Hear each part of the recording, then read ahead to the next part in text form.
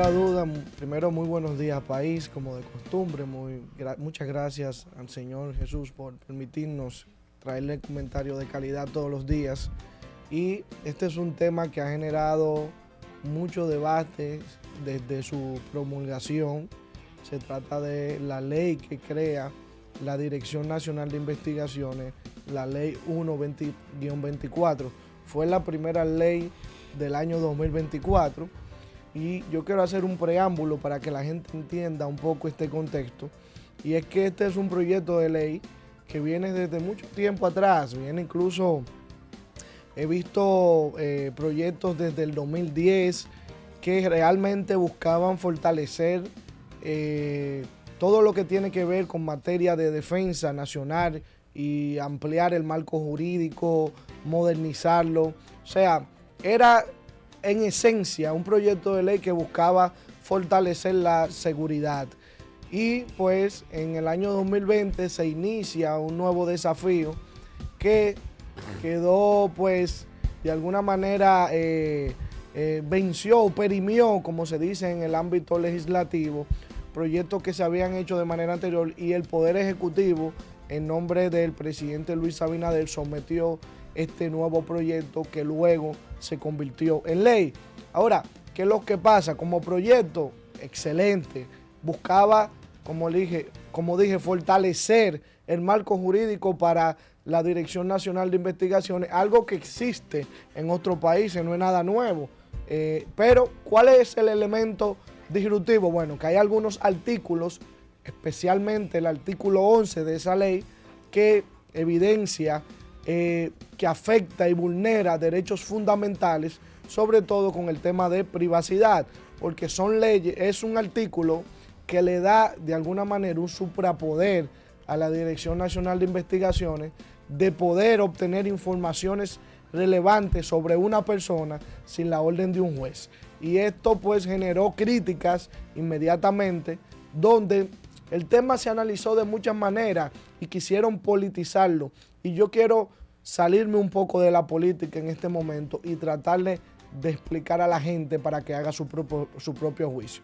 Primero, el debate vuelve y toma vida, porque una sentencia del Tribunal Constitucional pues declaró inconstitucional esta ley por un tema de procedimiento. ¿Y qué pasa? Bueno, el presidente Luis Abinader acusó a la oposición de hipocresía, recordando que la oposición fue parte de la aprobación de esta ley. Y el consultor jurídico pues dijo que la nulidad con esta sentencia se debió a un tema de procedimiento y no a cuestionamiento del contenido. Y aquí quiero llegar, porque aquí está la parte que buscan siempre politizar en detrimento de la ciudadanía dominicana. ¿Por qué? Porque cuando tú estudias el dispositivo, la sentencia del Tribunal Constitucional, sí es verdad que falló y se centró en un efecto de procedimiento, en un defecto de procedimiento de la ley, porque dice que una ley como esta, que interrumpe o impacta directamente a derechos fundamentales, tiene una metodología de cómo debe ser aprobada, y lo dice en el artículo 112 de nuestra Constitución, que es como una ley orgánica. ¿Qué dice el artículo 12? Bueno, que las leyes orgánicas son aquellas que complementan la Constitución y desarrollan derechos fundamentales.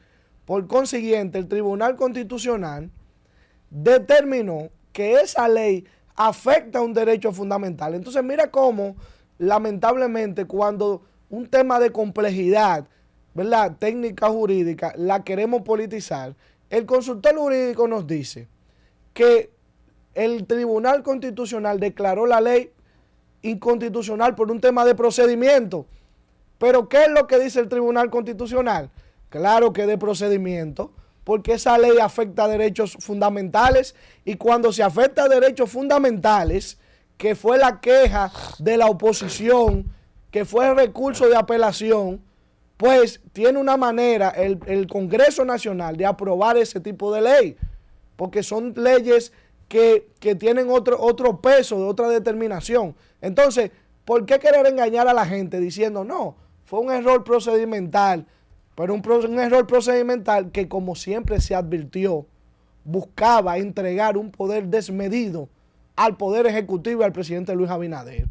Y lo sospechoso es que fue en fechas determinantes donde había un proceso electoral, lo que podríamos entender, y cuidado, si ese tipo de leyes se utilizaban para chantajes a ciudadanos, a empresarios y a políticos, porque estamos hablando de una ley que permitía que si a usted dicen que usted está amenazando el país, que no hay un criterio para decir eso, a usted lo investigaban y tenían acceso a información privada suya.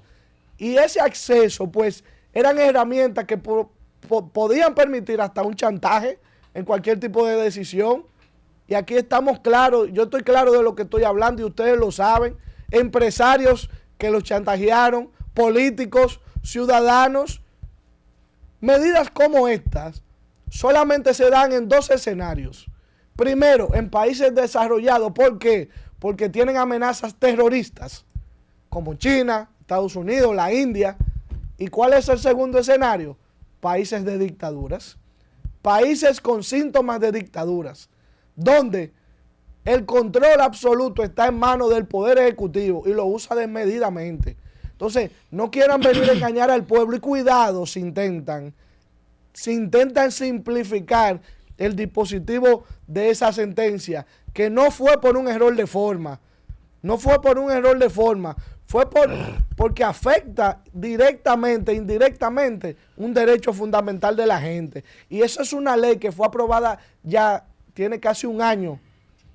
¿Y qué sabe lo que han hecho las autoridades aprovechándose de esa herramienta en contra del detrimento de la ciudadanía dominicana, de empresarios y políticos? Entonces, este tipo de disposiciones son características de régimen autoritarios. Y aunque se alegue que fue un simple defecto procedimental, lo cierto es que esta ley expuso una tendencia preocupante en el control absoluto del poder. Y yo creo que es de nuestra responsabilidad como ciudadanos garantizar que el marco legal proteja la democracia, pero que no la ponga en riesgo. Atención, país. Llévatelo, Cuquica. Panorama FM 96.